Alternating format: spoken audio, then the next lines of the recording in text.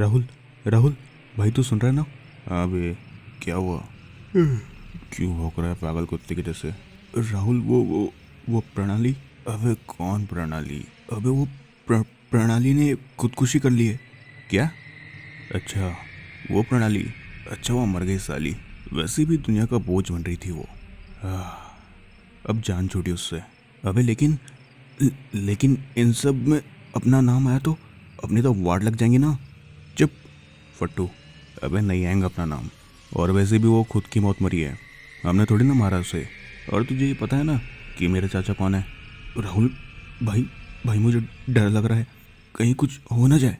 चुप, फालतू की बकवास मत कर। आगे क्या करना है मैं तुझे बताता हूँ। चल यहाँ से पहले।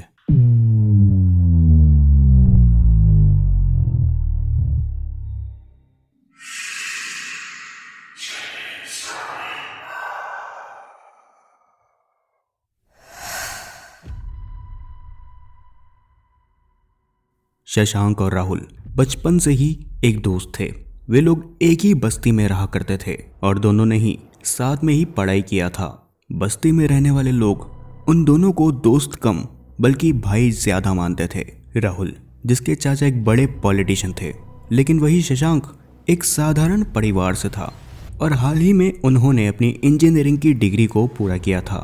आगे अपने फ्यूचर और नौकरी के बारे में उन दोनों ने बिल्कुल नहीं सोचा था, लेकिन वे दोनों ही बस्ती में रहने वाले लोगों की जान थे।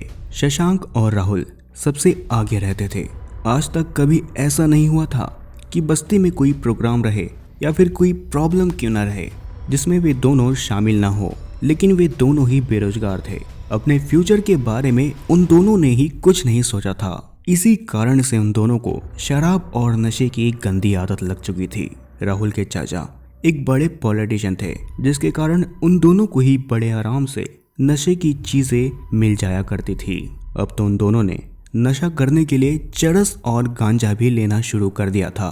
दोनों ही अपनी बस्ती के पीछे मौजूद एक खाली मकान के अंदर जाकर शराब और चरस गांजा से नशा किया करते थे।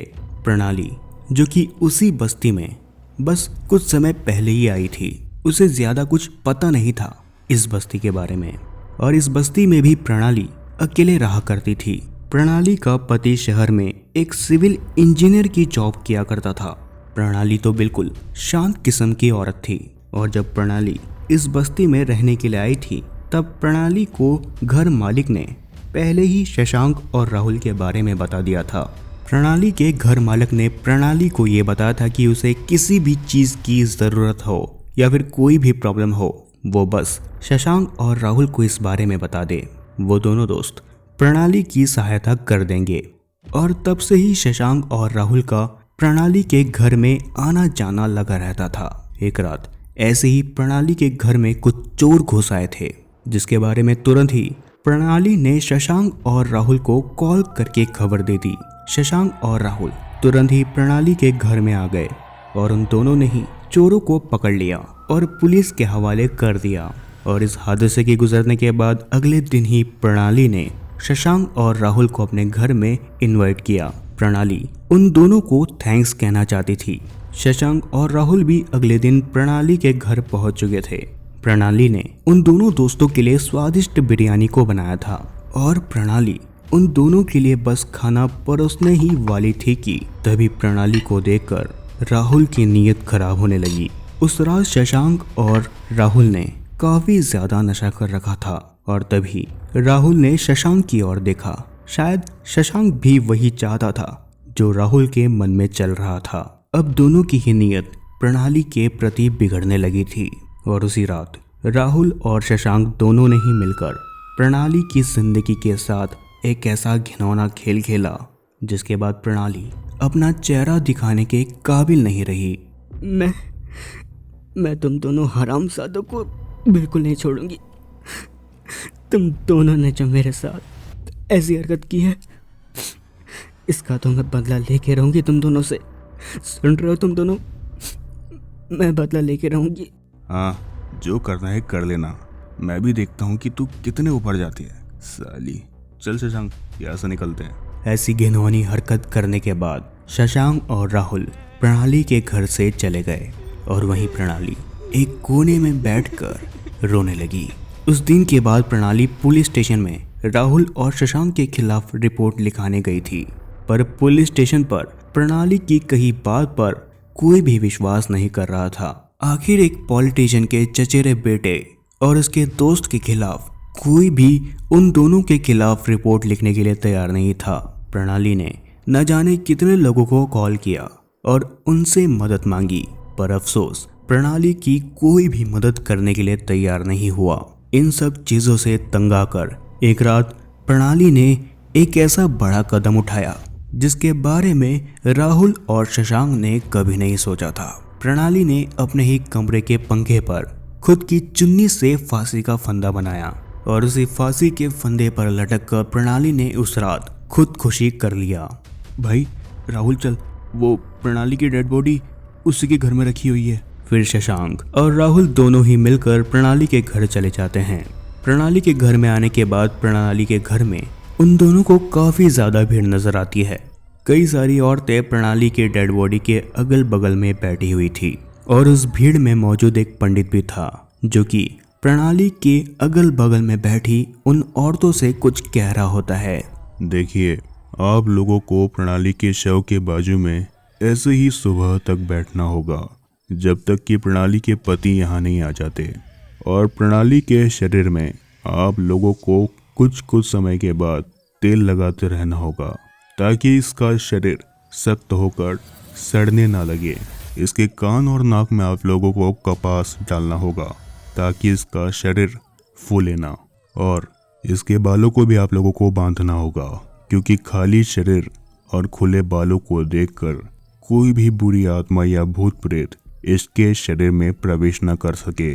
इसके दोनों पैरों की उंगलियों को भी किसी कपड़े की मदद से बांध लीजिए, वरना इसकी आत्मा अपना शरीर छोड़कर यहाँ वहाँ घूम सकती है। और यहाँ मौजूद जितने भी औरतें हैं उनसे बस मैं एक चीज़ कहना चाहता हूँ, कोई भी रात भर सोएगा नहीं।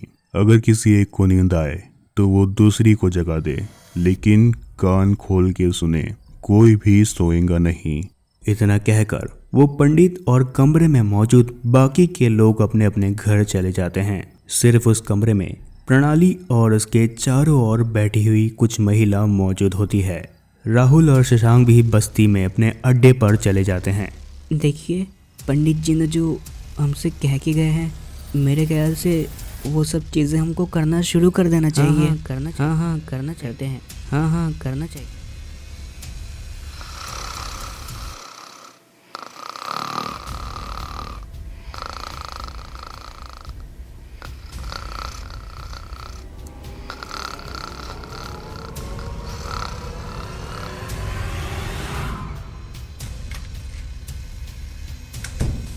अरे ये क्या किया तुम लोगों ने? इसके पैर को तुम लोगों ने क्यों नहीं बांधा? पंडित जी, हमने तो इसके पैरों को बांधा था, पर फिर पता नहीं इसके पैर कैसे खुल गए। मूर्ख, तुम सारे के सारे मूर्ख हो। जल्दी इसके पैरों को बांधो। जरूर कुछ न कुछ अपशगुन हो चुका है। इसकी आत्मा इसके शरीर में नहीं है, वो चली गई है। अब हम कुछ नहीं कर सकते। इसका अंतिम संस्कार करना होगा जल्द से जल्द।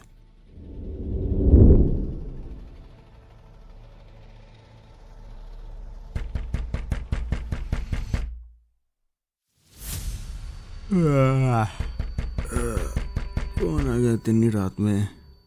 कौन है रे? क्यों दरवाजा पीट रहा है? खोल रहा हूँ, परेशान कर रखा है यार।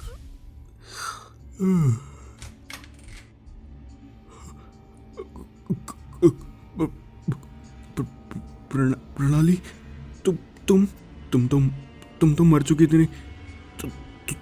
तुम यहाँ आई कैसे? नहीं, मुझे छोड़ दो, मेरी गलती थी, मुझे माफ कर दो, प्लीज मुझे माफ कर दो।